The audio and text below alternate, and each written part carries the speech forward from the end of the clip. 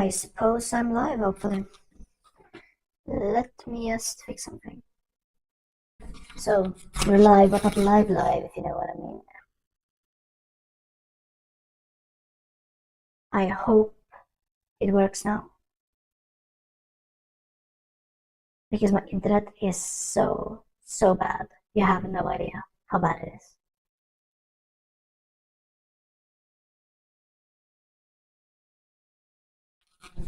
It's like sludging through.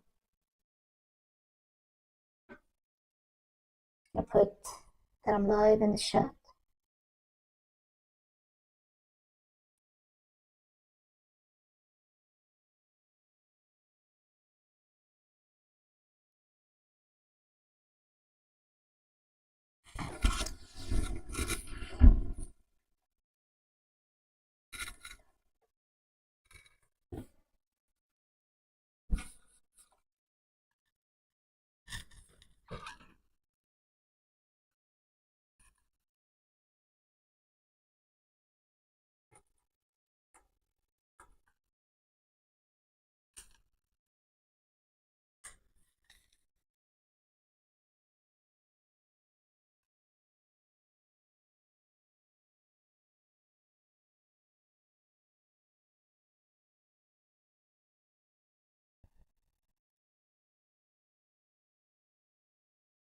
Yeah, so I don't know if you guys can hear me at the moment. It does say that I'm back in business, so let's see if I am. No.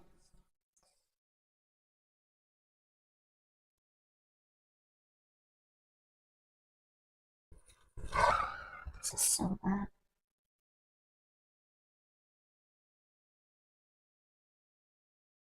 Am I live or am I not live?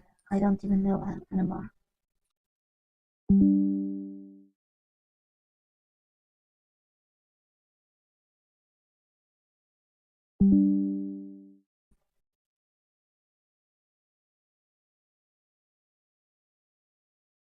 So keep fading in and fading out, I guess.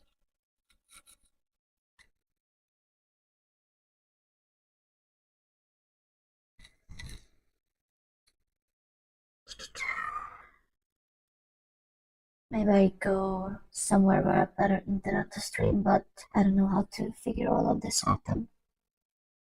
That's a problem. So am I live? Am I not live? Can it decide?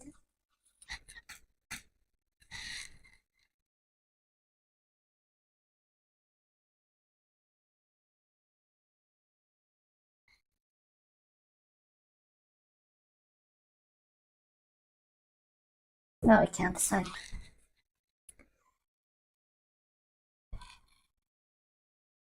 Also, okay, so I am live, but it's buffering. Listen, I don't exactly.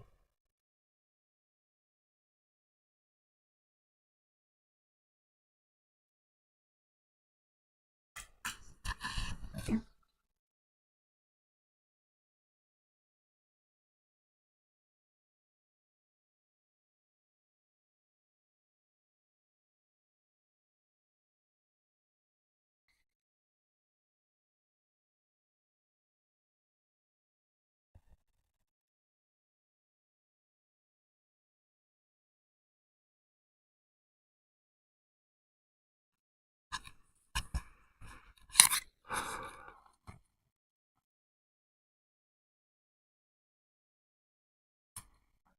You know what? I'm just gonna hope that I'm live and continue.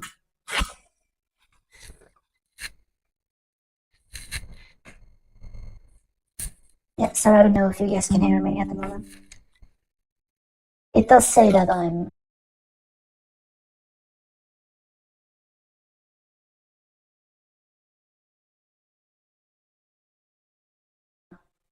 back in business, so let's see if I am. No.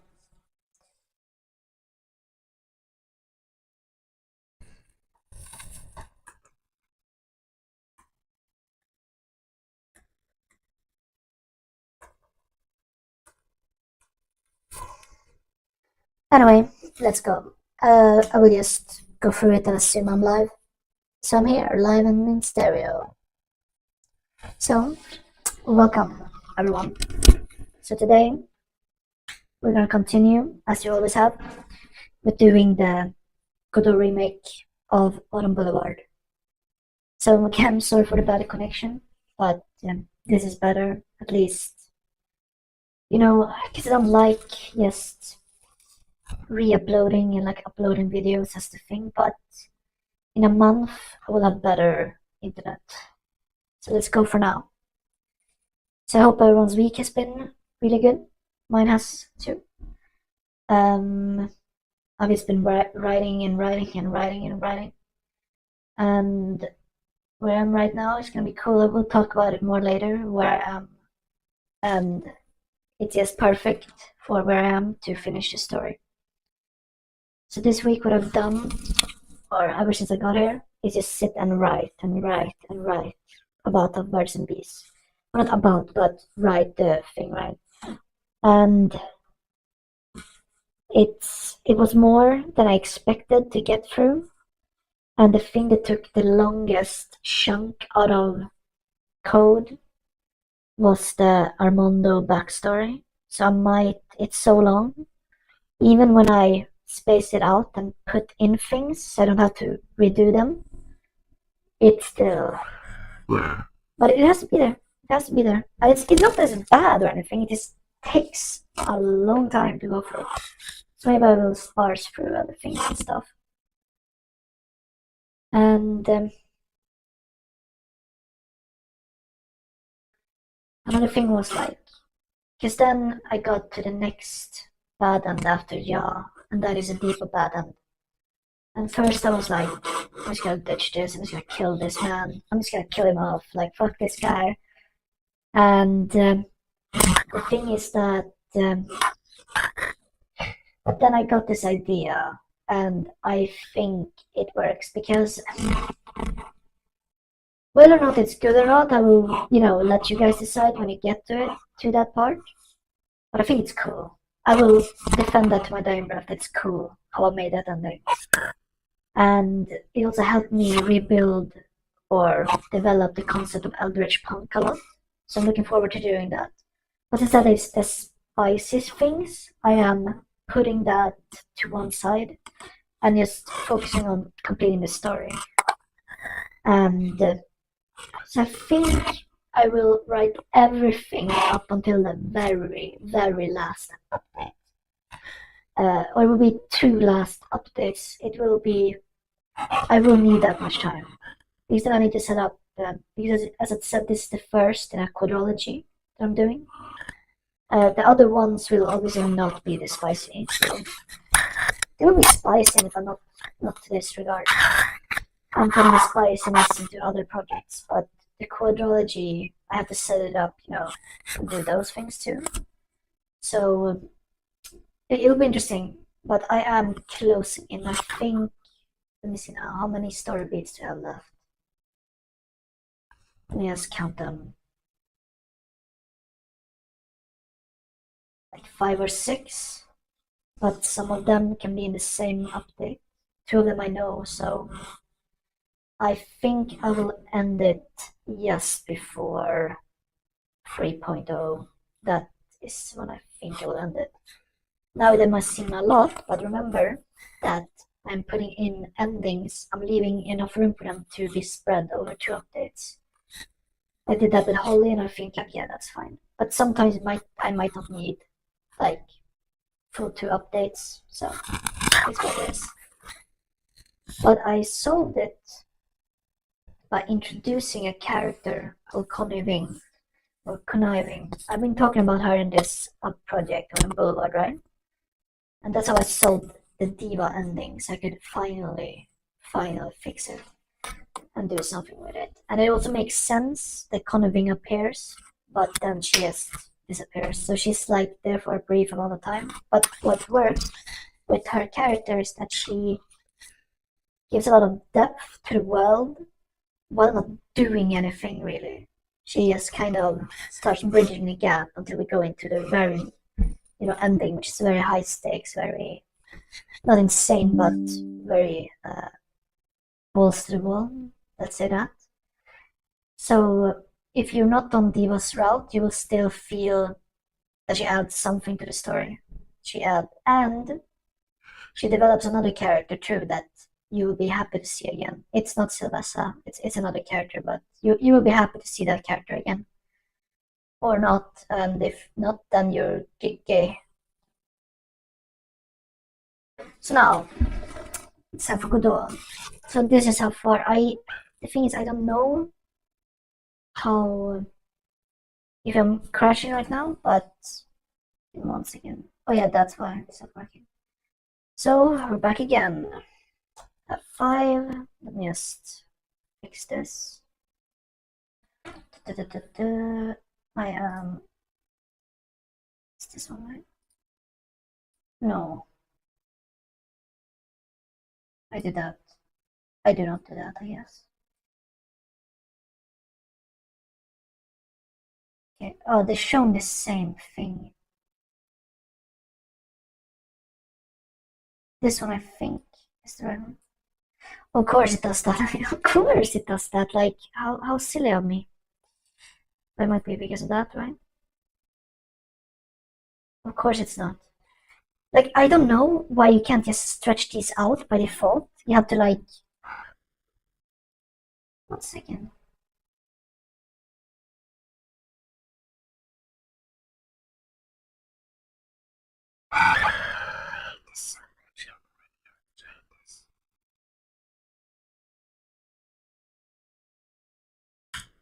There, why is that by default? I hate it. Anyway, so here we are. I choose Gunslinger. All my tokens appear. And now I have deactivated the cold button, so now you have to. But as you can see, where I'm now, instead what I wanted to do is do proper turn-based. So each turn, you can move and shoot and stuff. We can't obviously use a knife at this distance. What I'm also doing is that you get 2 actions per turn. Because it makes sense. Because with all these turn-based things, right, the point of them is that they're supposed to happen in seconds, not minutes. But everyone who's been playing Baldur's Gate 3 knows that you can just sit and watch the board and be like, what do I do here, what do I do here? Or Dungeons and Dragons, right? But in reality, like, the meta is that it takes very quickly.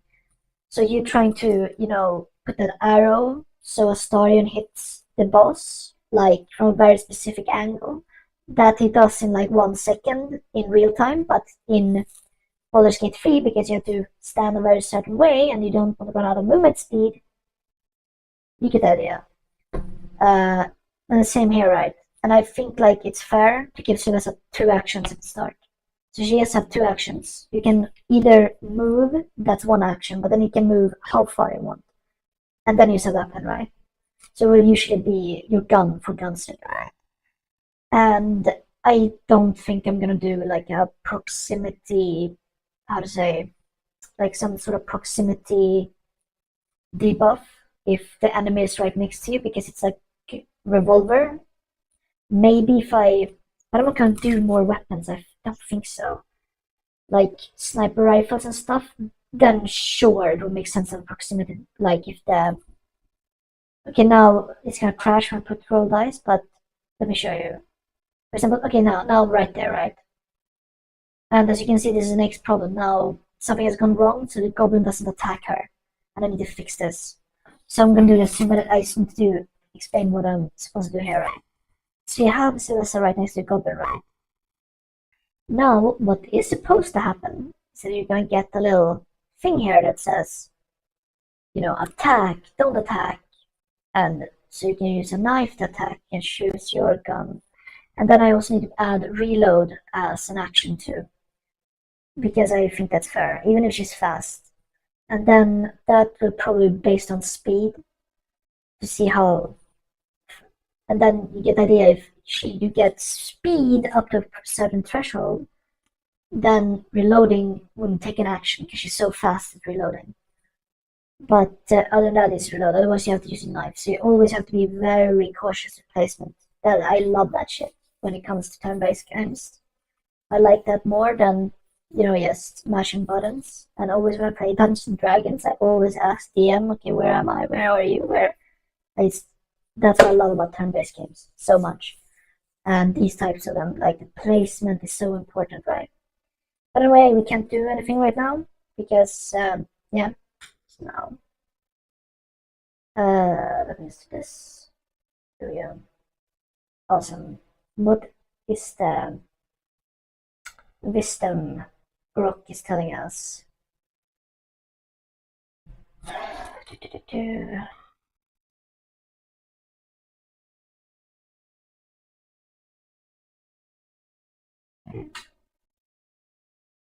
And also, yeah, we should explain. Give me a second.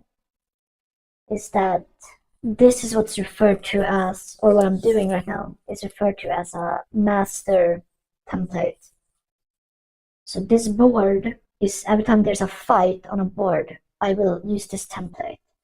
So essentially, all I've been doing up until this point is creating this template for battling because I don't want to do it later. I just don't.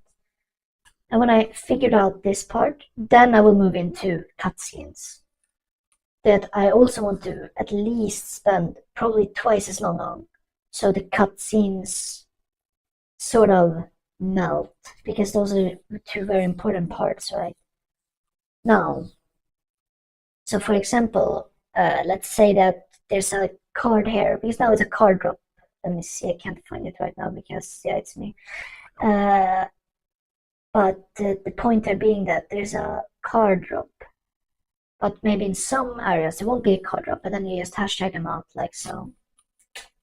So let's say this one turn magic combat ended connect. I'd said card dropped at. You just hashtag it out, and it won't load. And that's why I'm doing this right now.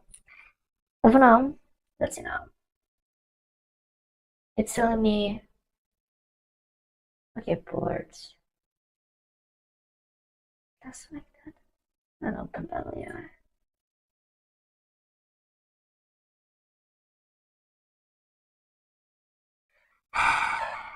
Of course it's not next to each other. Oh, it's here. Okay, I know. No. What's wrong?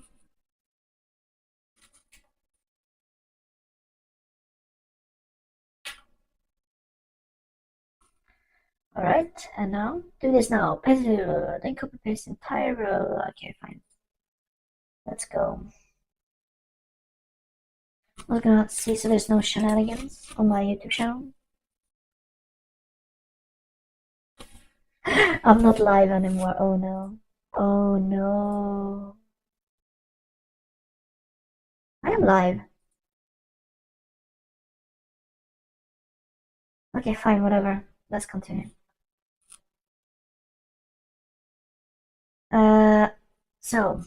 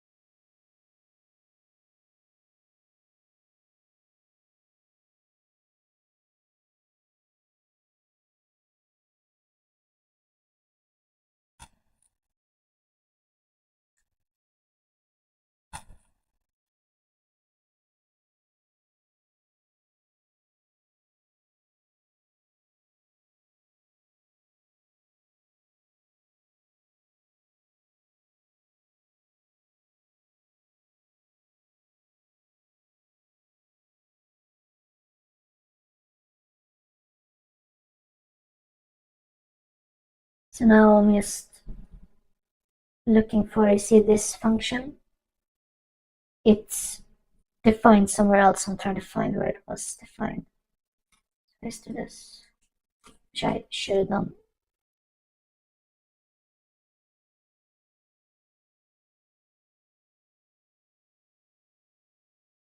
Because they're doing two different things. Gotcha.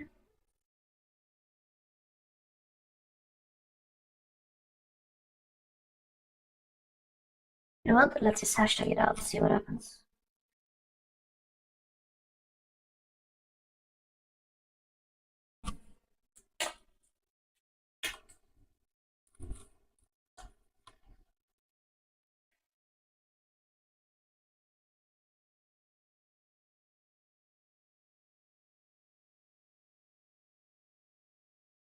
No. Alright, so all I can do is this. I have to do this, right? Let's see if we can handle it.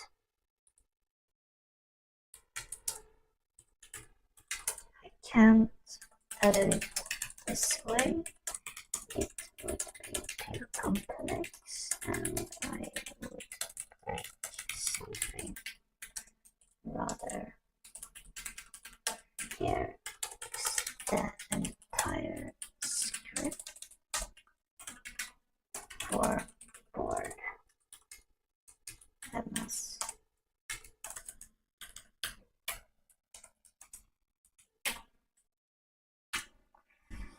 See, because when I tried it in the other grok, the one you get when you go on Twitter, that one ran out of memory so fast.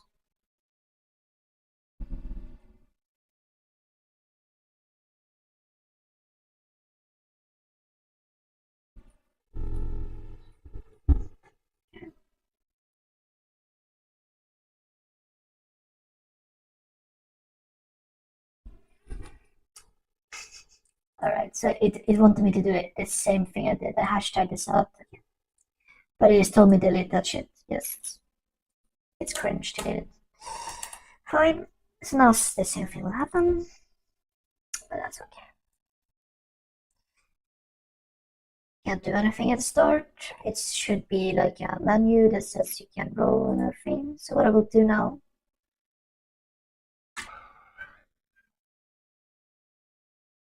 is this.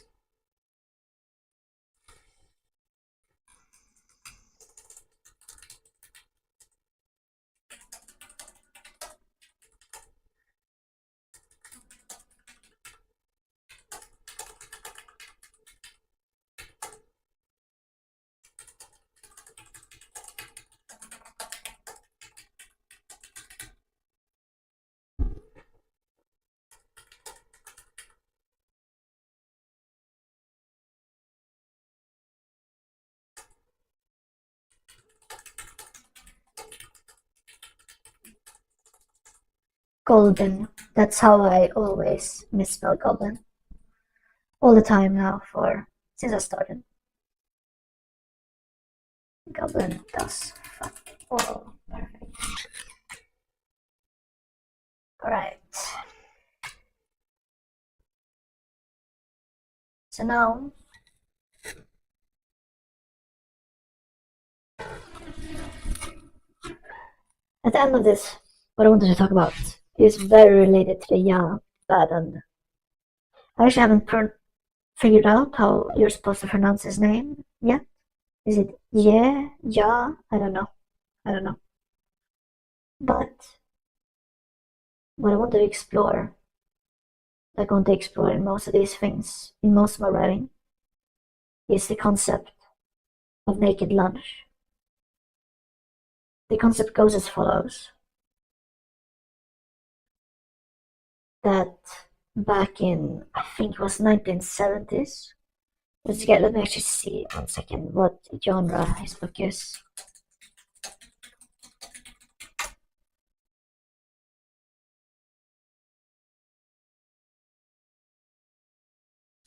Genre.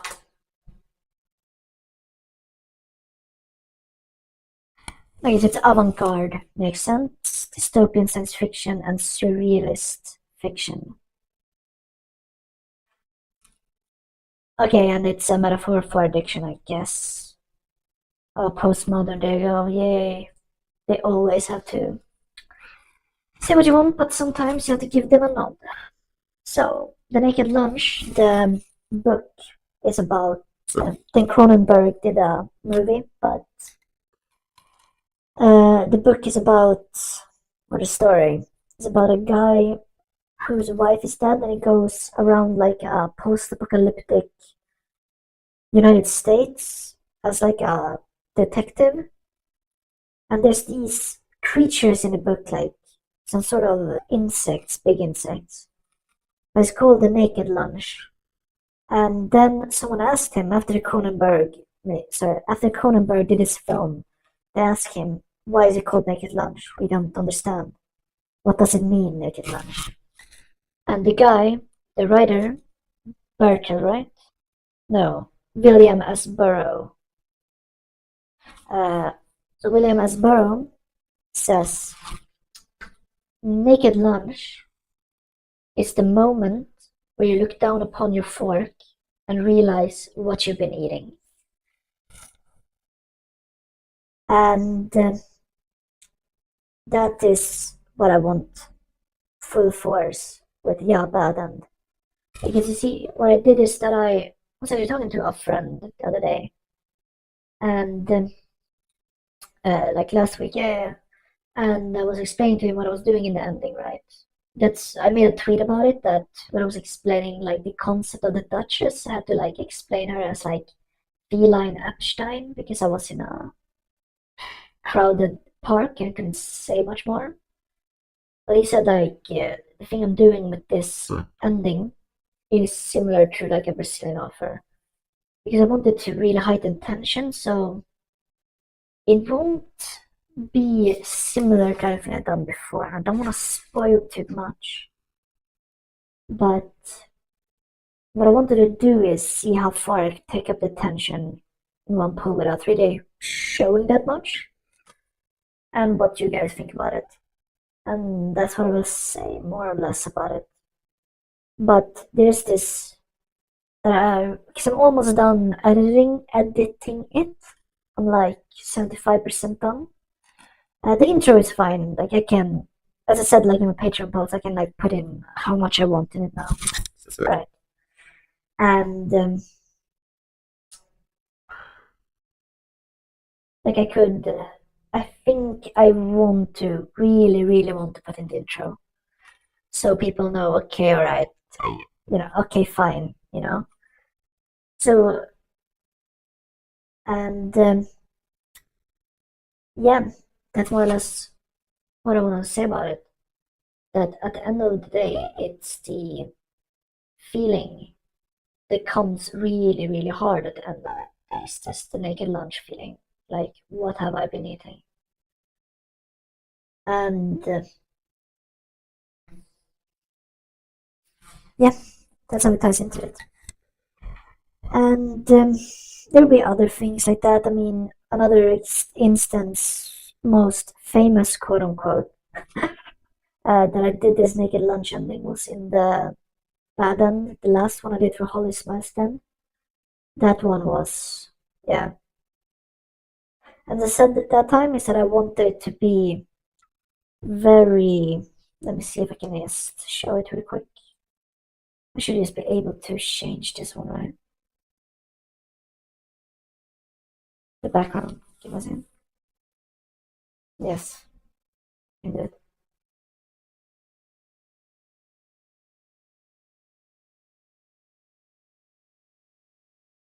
There we go. And now, very cautiously, the very final that I, of course, never put in, because of course not. I have to be so careful here. I think it's this one, right? Yeah, I think this is fine. So this one, right? And this is the last time in this ending that we see Leander. Because here he's Leander, he's not Leanne, he's Leander here. And that is the final one. And the thing is, like, I have this idea, like, oh my god, how am I gonna do the ending with skyscrapers? And then, like, I realize, oh wait, I've been to Slema many times. Slema is a part of Malta. It's the east in the bay. So you can see it from Valletta, which is their capital. And it's this big, like, sprawling part of skyscrapers and everything. And although, like, I mean, Malta has like really beautiful buildings when you go inside, of course, that's like inland in island. But it's so hard not to like that place, man, because it is very modernized, like that part of Malta. But it's so hard not to, because I know a lot of people are like, oh no, I want to see like these old Maltese buildings that are beautiful, don't get me wrong. But there is something about that part of Malta, man, like the buildings, the cafes, and the restaurants, like damn, it's something. Yeah, it's just something about it that I will always love, and I do miss it. But it was time to move and do other things. But I felt that way about Texas too when I lived there, and especially about New Orleans. Oh my God! I think I will say that I will put it in now.